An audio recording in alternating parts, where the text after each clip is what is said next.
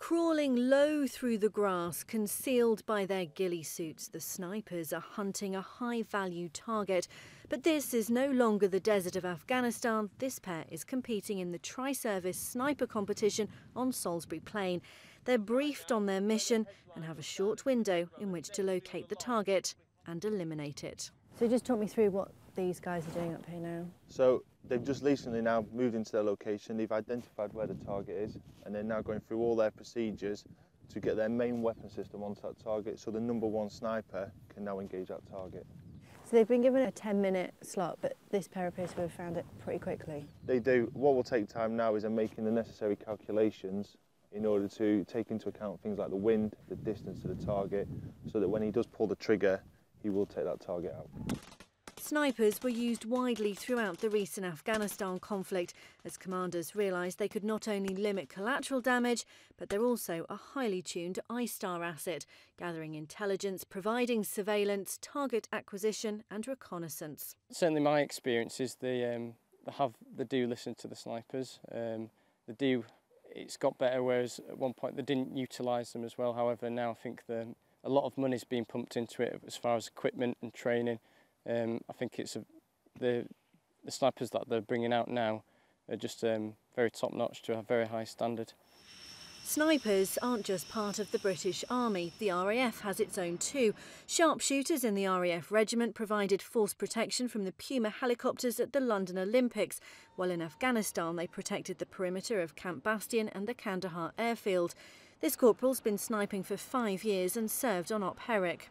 That was probably one of my better tours. I enjoyed that. It's just you working as a close-knit team. You get to know each other very well. It's very relaxed, and then as long as you just get on with do the job, you're sort of focused on that, and then yeah, it's good. It's just good working as a close-knit team.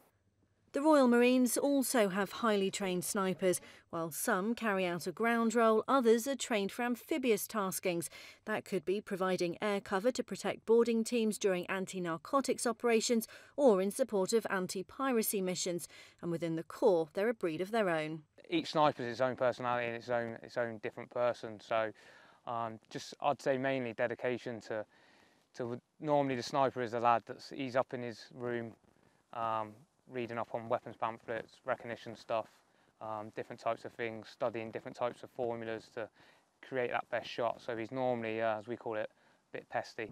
This competition is designed to find the best sniper pair in the British military, but this year there's an international element too, with competitors from America, Canada and Denmark. Usually we didn't really do many exercises outside Denmark, so that's one of the things that they're trying to do now, more cooperation with the British, because usually we are under British command when we deploy. So we're sending guys to different places in the world. The Danish Army has only had snipers for a decade. The competition provides an opportunity for the soldiers to exchange knowledge and discuss tactics they've learnt in the field. Everything is very methodical. It's a process. Everything is a sequence from how you evaluate targets to how you detect targets to how you plan your missions. It's like I said, you have to think very linear as well as dynamic to the changing environment.